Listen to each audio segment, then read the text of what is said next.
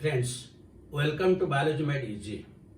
We are discussing the population interactions under the main topic organisms and populations. In the previous two videos, we have discussed the positive interaction, that is mutualism, protocooperation and commensalism. Now we will discuss the negative interactions, and one of the negative interactions is predation.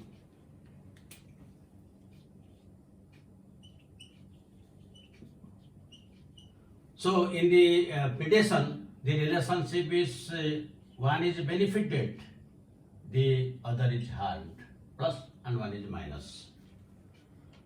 Now what is this predation? Let us start discussing. Sorry.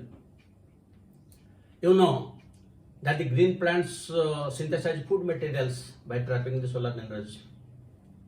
If it is sufficient for the plant itself, but all the animals, they use the plants as food materials. Suppose there will be no animals, what will happen to the energy that is trapped by the plants from the solar light? That is why the animals are there, and these animals, they get energy from the plant material. That means the energy which has come from the sun to the plants, that will be transferred to the herbivores. Then the herbivores will be eaten by some other carnivores, like that.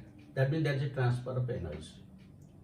So this is how the energy is transferred. But whenever we think of predation, immediately to our mind comes the tiger eats the deer. Yes, this is a case of predation. But similarly, when that means one case is a tiger eats a deer. But when this sparrow eats on the grains or seeds, this is also a case of predation, because here it is the seeds. Both are cases. And the animals, most of the animals, they feed only on the plant materials, and we call them as herbivores. So the herbivores are nothing, they are also predators. These are the examples of different types of predators. So in predation, do you think that these are the animals that feed on plant materials and are predators? No. Sometimes the plants are also predators, like insectivorous plants. Insectivorous plants. There are several insectivorous plants, like one example is you can take the pitcher plant. This is known as a nepenthes. So it has a structure like this, and there is a flap. When the insect will enter into it, this flap will come down, and the insect is inside, then automatically killed, and you take the nitrogen substances from it. Then another case is Drosera.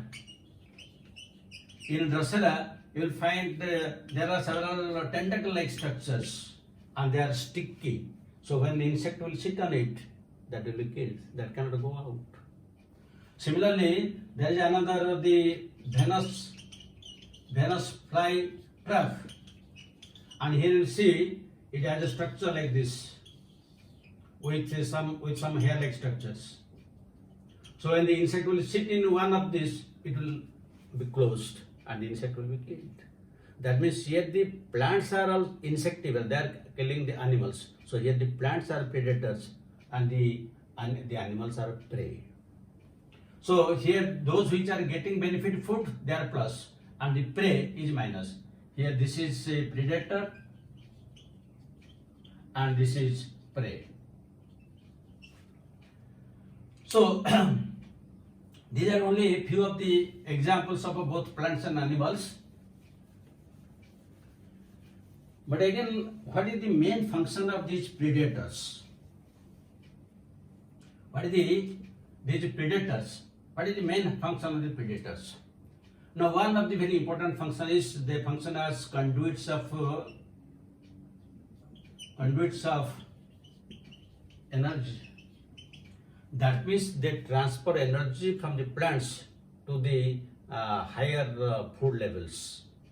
The green plants, they trap solar energy, and that is eaten by herbivores. Then from herbivores, then to carnivorous, omnivorous, so it will shift from the generation to generation. Otherwise, the animals which are at the higher levels of a food chain and food web, how they will get food materials?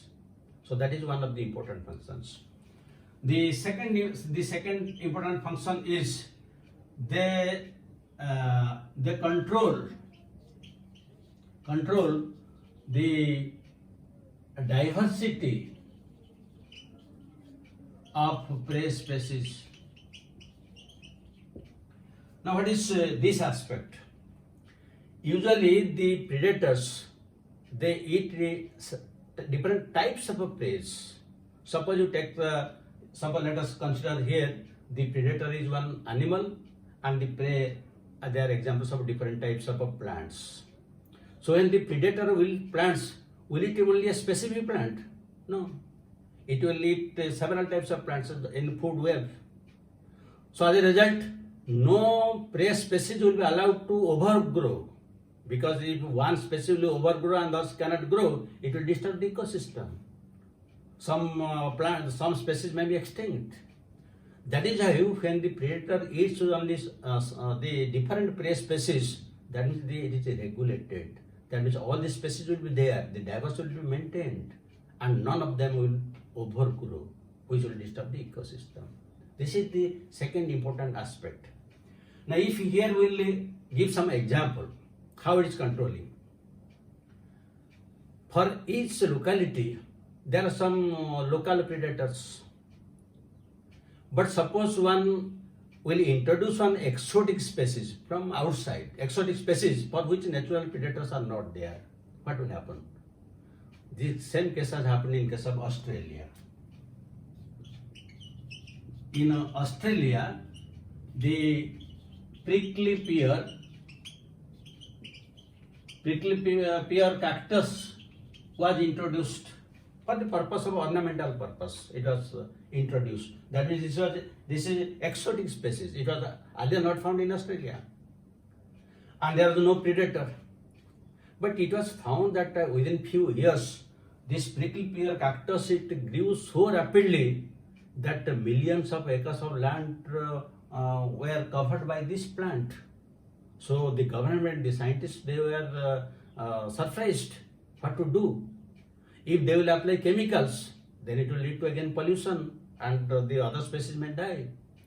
But they found that within that prickly pear, one insect is eating the pyroclasts. They brought that to the laboratory and they bred it into millions, and then that is known as Cactoblastis cactorum. This is the insect, and when this was cultured and in the millions it was left on those plants, they ate away all the plants, and within few years completely prickly pear cactus was eliminated from Australia. So you see, when the exotic species are coming and there is no natural predator, what havoc it is playing, and again how it is controlled. Now you can adopt the same method for biological control of insect and pests. So the next point is how this biological insect and pest. Biological control of insects and pests. So how these are biologically controlled? Now when the insect and pests attack the different types of crop plants, there is a loss. And if you will apply insecticide, pesticide, again it will cause more harm to us. So what happens? If we will apply some predators which will eat those insects, that means here the insect is killed, but our crop is saved. This is so here the insect which eats the insect that eats the plant, that means the pest or insect which was infecting the plant, that was prey, and the one which will allow it to eat that one, that is the predator.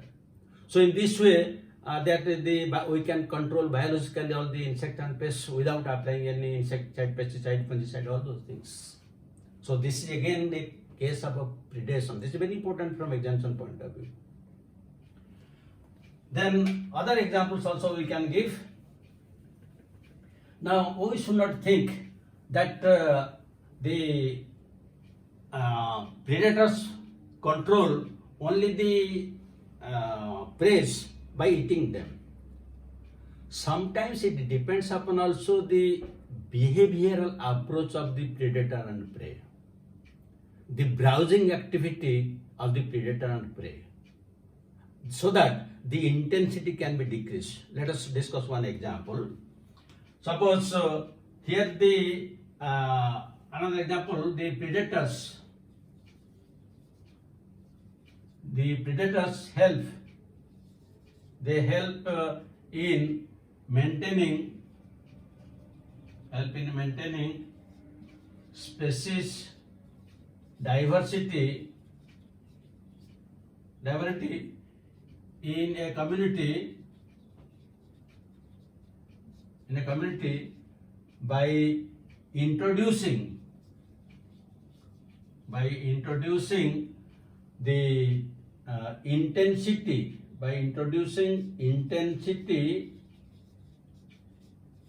of prey species. Let us take one example. In Pacific coast, there is one starfish which is known as pigaster.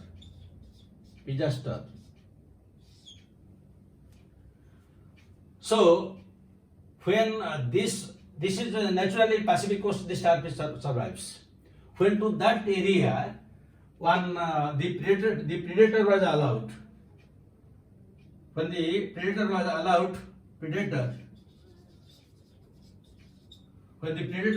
into that area, within 10 years, the prey species were eliminated. So you see, the intensity of the prey when it was increasing, now it is controlled by introducing one predator. Similarly, we can also give other examples.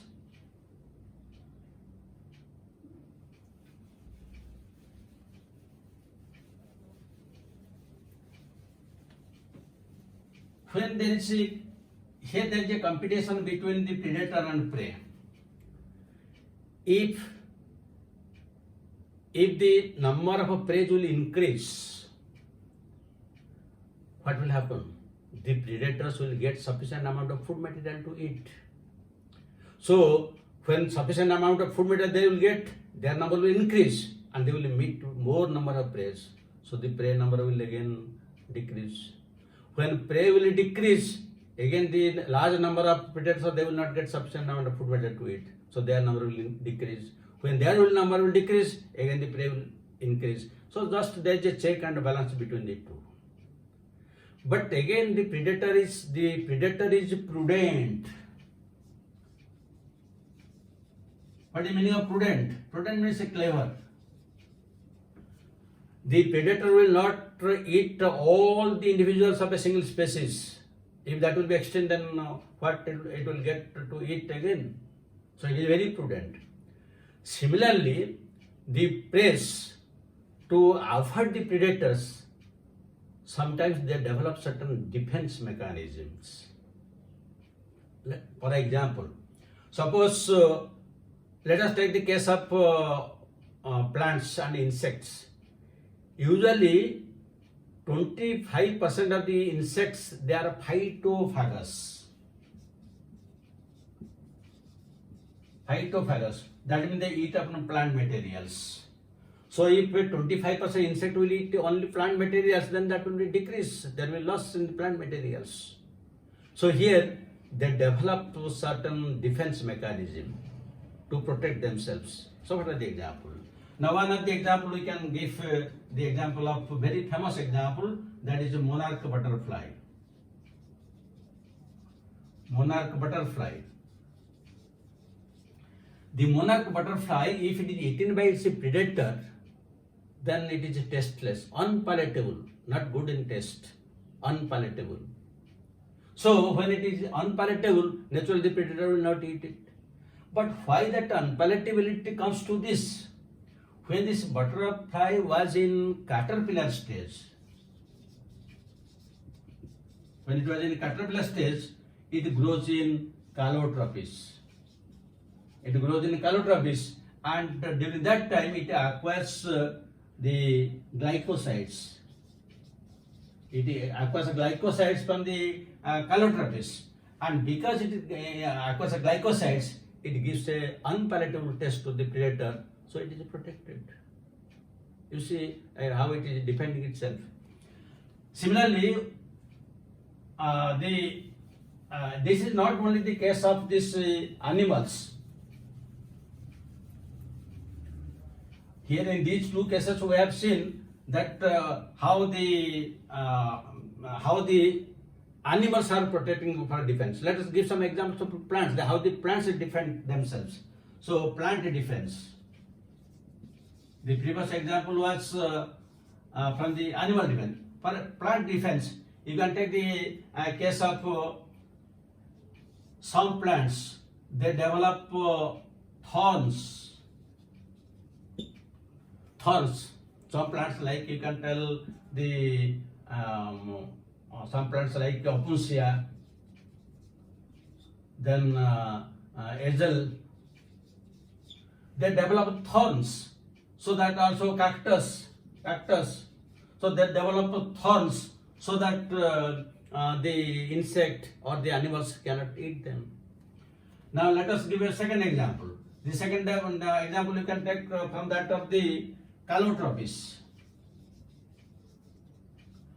Usually, calotropis plant grows in barren lands, and the leaves are slightly marked, some whitish dust-like substances they are present, and the cattle, the cows, the goats, sheep, they will be nearby, but they will never eat that leaves of calotropis. The leaves of calotropis they will never eat. Why? Because as already we have discussed in case of monarch butterfly, the calotropis leaves, they have the glycosides. They have the glycosides, which if taken by any animal, there will be cardiac problem. That means there will be heart attack. You might have heard about heart attack in case of animals, but these glycosides are cardiac glycosides, and it will attack the heart. That is why never the cattle graze over the calotropis. So you see the calotropis is protecting itself. Similarly, if you take the case of some plants, they secrete some secondary metabolites and they protect themselves. So some of the examples you can take nicotine. The nicotine is produced by plants. Then another example is caffeine. Then quinine. Then strychnine. Opium. Whenever these secondary metabolites are produced by different types of plants, then no animal will feed upon them, that which they are protected. So you see, these are the different cases of predation and what is their relationship and how there is a check and a balance to the entire system. So this is all about predation. From this also you can get questions.